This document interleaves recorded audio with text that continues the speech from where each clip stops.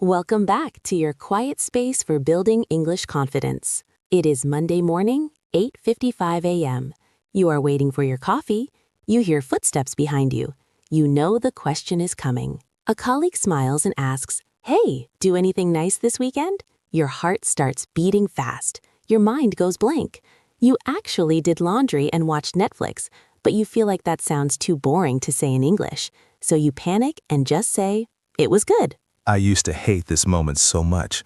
When I first started working in an English-speaking office, I felt like I had to invent a mountain climbing trip just to have something worthy to say in a second language. I was terrified of being boring. Today, we are going to fix that. You will learn the 3-step highlight method to turn a lazy weekend into a confident conversation without lying and without stress. Mark, tell me a little more about that feeling you described, the feeling of needing to be worthy in a conversation. I think many of our listeners feel that pressure every single Monday. It is a very specific type of anxiety, isn't it? It is the Monday morning freeze. I remember specifically standing in the break room. I had just spent 2 days literally lying on my couch. I was tired. I didn't see any friends. I just recharged.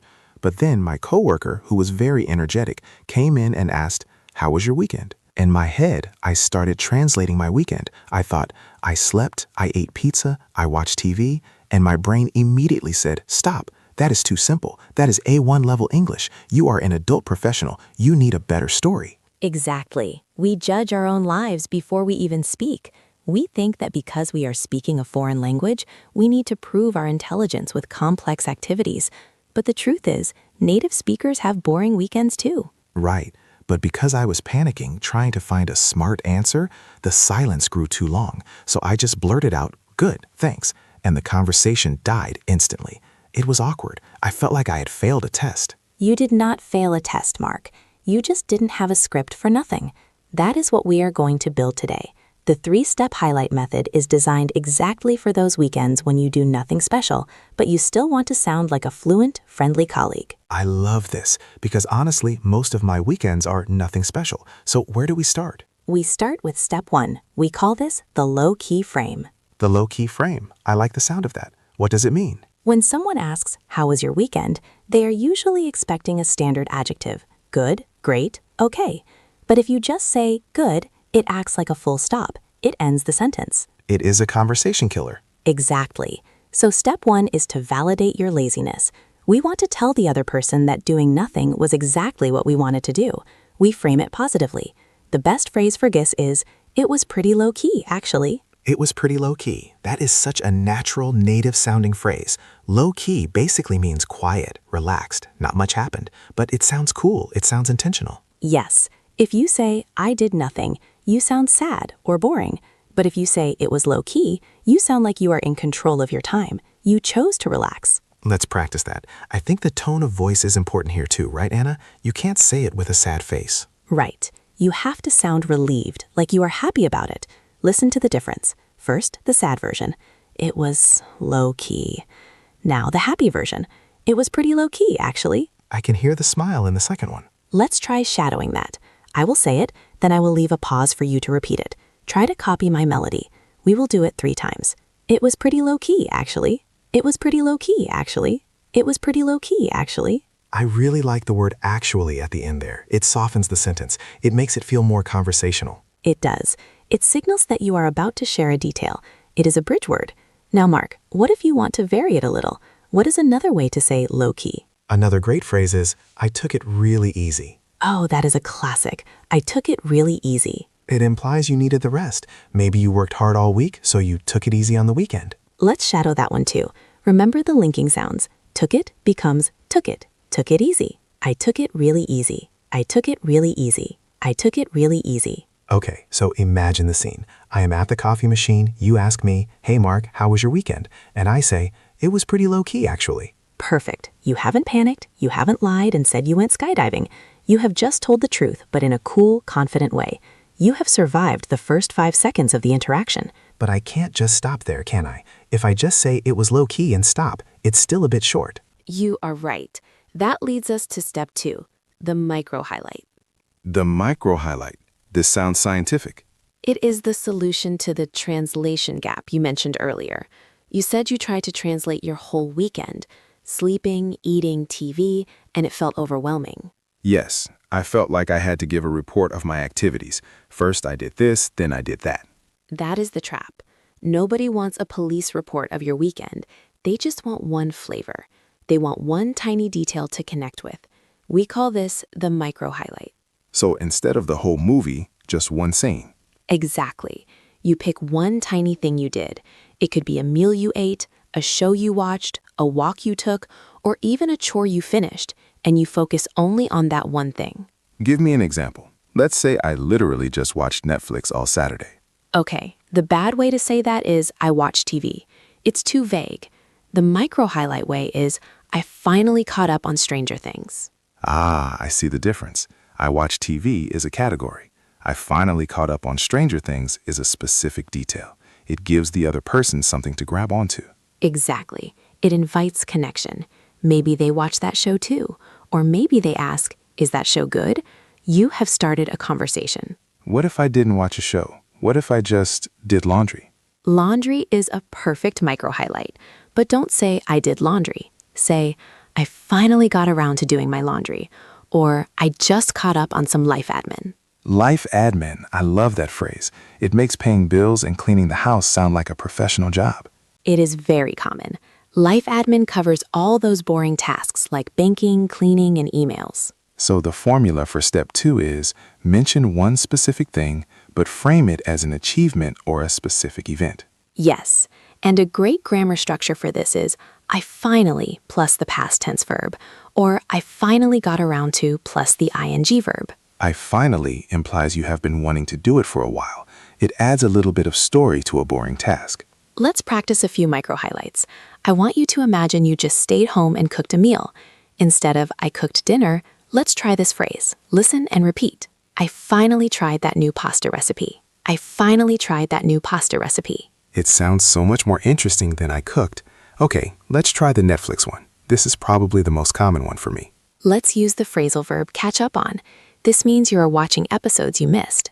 I finally caught up on my favorite show. I finally caught up on my favorite show. And let's do one for the people who just slept and recovered. How do we make sleeping sound like a highlight? We focus on the result. The result is that you are rested. So you say, I just caught up on some sleep, to be honest. To be honest, that is another great softener. It makes you sound vulnerable and authentic. Let's try that full sentence. It is a very useful one for busy professionals. I just caught up on some sleep, to be honest. I just caught up on some sleep, to be honest. So now we have step 1 and step 2 together. Let's hear how they flow. It was pretty low-key, actually. I just caught up on some sleep, to be honest. That sounds perfect. It flows, it is honest, and it doesn't sound like beginner English. It sounds like a tired native speaker. Which is exactly what we want. We want to sound natural, not like a textbook. Before we move to step 3, I want to ask about a specific situation. What if I did something that sounds weird? Like I spent 5 hours organizing my sock drawer. Is that a good micro highlight? That is an amazing micro highlight. People love weird specific details. If you say, I organized my house, it is boring. If you say, I spent 3 hours organizing my socks, that is funny. That is a story. Mark, honesty is usually the most engaging strategy. I like that. So don't be afraid of the small details. The small details are where the connection happens. Exactly. Now, we have our frame, it was low-key, and our highlight, I organized my socks. But we are not done. If you stop speaking now, there is still a risk. The risk is the silence. If I stop and they don't say anything, it gets awkward again. Correct. A conversation is like a game of tennis. You have the ball, you have held the ball for a few seconds to tell your story. Now you must hit the ball back over the net. This is step 3, the bounce back. The bounce back is your safety net. It takes the spotlight off you and puts it back on them. And the secret is, you don't just ask, and you? And you is grammatically correct, but it can feel a bit abrupt, a bit aggressive almost. It is a bit short. We want something that flows from your story. If you just said your weekend was relaxing, you should ask if their weekend was relaxing too. So I should say something like, how about you? Did you manage to relax? Yes, did you manage to is a beautiful phrase. It implies that relaxing is a difficult goal that they achieved. It shows empathy. I love that. Did you manage to relax? It is so much warmer than how was your weekend? Let's practice that specific bounce back. This works perfectly after you have just described a lazy weekend. How about you? Did you manage to relax? How about you? Did you manage to relax? And what if I know they had a busy weekend? Maybe I know they have kids or I know they were going away. Then you can ask, how about you? Did you get up to anything nice? Get up to. That is a very British and Australian phrasal verb, but Americans use it too, right? Or they might say, did you do anything nice? Americans definitely understand it, but did you do anything fun is also very common. Let's practice the universal one that works everywhere. Did you get up to much? How about you? Did you get up to much? How about you? Did you get up to much? So let's put the whole three-step formula together. I want to see the full architecture of this answer. Okay, step 1, the low-key phrase. It was pretty low-key, actually. Step 2, the micro-highlight. I finally caught up on some reading. Step 3, the bounce back. How about you? Did you get up to much? It is only 3 sentences, but it does everything a conversation needs to do. It sets the tone, shares a detail, and asks a question. And the best part, it takes about 10 seconds to say. You don't need to hold the floor for a long time. You get in, you tell your truth, and you get out. This is a relief. I think the biggest mistake I made was thinking I had to talk for 2 minutes. No, in the kitchen at work, 10 seconds is perfect. Before we go into the simulator to practice this for real, I just want to mention something for our listeners who are enjoying this breakdown. We break down small, real-life moments like this in every single episode. If you want to build a library of these conversation scripts so you are never lost for words, make sure you are subscribed to the channel. We are building a roadmap for every social situation you might face. And hitting the bell icon means you get the lesson before your next Monday morning panic. Okay, Anna, I think I am ready. I want to try this. Put me in the simulator. All right, we are going to enter the Monday simulator. I am going to play the role of the colleague. I am going to ask you the question. I want you to use the 3-step formula we just learned. Do I have to use the exact phrases we practiced? You can mix and match, but try to keep the structure. Low key, plus highlight, plus bounce back. Got it. Listeners, I want you to do this with Mark. When I ask the question, there will be a pause. Speak out loud during the pause. Imagine you are in the office kitchen. The coffee machine is humming. Here we go. Hey, long time no see. How was your weekend? It was pretty low-key, actually. I just caught up on some sleep, to be honest.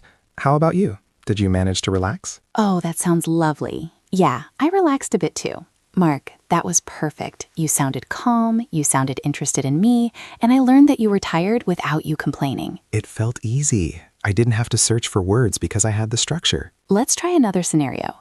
This time, I want you to imagine you had a life admin weekend. You cleaned, you shopped, you fixed things.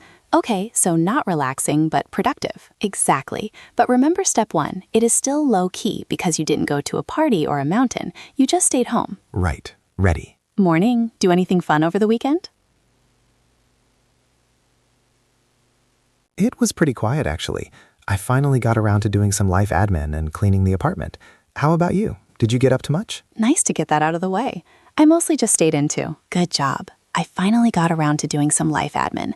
That phrase suggests you are responsible and organized. And it feels good to say. It feels like a real accomplishment. Let's do one more. This is the consumer weekend. You went to a restaurant or a cafe or saw a movie. Just a small outing. Okay, a small highlight. Hey there, how was your weekend? It was really nice, actually. I tried that new burger place downtown. It was delicious. How about you? Did you do anything fun? Oh, I've been meaning to go there. See what happened there, Mark? You reacted to my highlight. I've been meaning to go there. Exactly. Because you gave me a specific detail, the burger place, I could react to it. If you had just said I ate food, I couldn't say anything. That is the power of the micro-highlight. It gives the other person a hook. Now, I want to address a common fear before we finish. What if the other person asks a follow-up question that I don't understand? Oh, that is the fear. You do your perfect 3-step script, and then they throw a curveball. For example, you say, I watched Stranger Things, and they say, oh, what did you think of the character arc in season 4? And you panic. That sounds like a B2 or C1 level question. If that happens, you can stay in the low-key frame. You don't need a film critic analysis. You can just say, it was intense, or I really liked it. Keep it simple. Or you can just admit, I'm only on episode 2, so no spoilers. No spoilers is a great phrase to stop a conversation if it gets too complicated about a TV show. I think the main takeaway here is that we often overestimate what is required of us. We think we need to perform, but really, we just need to participate. Participate, don't perform. I like that. The 3-step highlight is a participation tool. It gets you into the game without needing to be the star player. And it works for more than just weekends, doesn't it? Absolutely. You can use this for how was your evening? How was your holiday? How was your lunch break? The structure remains the same. Frame it, give a detail, bounce it back. I want to give our listeners a specific challenge for this week. The next time someone asks you, how was your weekend? Or even, how was your evening? I want you to resist the urge to just say, good. Resist the one-word answer. Yes. Instead, use step 1. Start with, it was pretty low-key actually. Just try that one phrase. See how it feels to own your downtime. See how it changes the other person's reaction. And if you are feeling brave, add the micro-highlight. I just caught up on activity. You might be surprised that people actually want to hear about your laundry or your socks. They really do. It makes you human. This has been a great session, Anna. I feel ready for next Monday. I'm glad to hear it, Mark. Remember, your weekend doesn't have to be exciting to be worth talking about. Your English doesn't have to be perfect to be connecting. Use your quiet space here to practice, and then go out and use your voice. Thank you for listening to English Speaking Corner. We will see you in the next episode. Bye for now.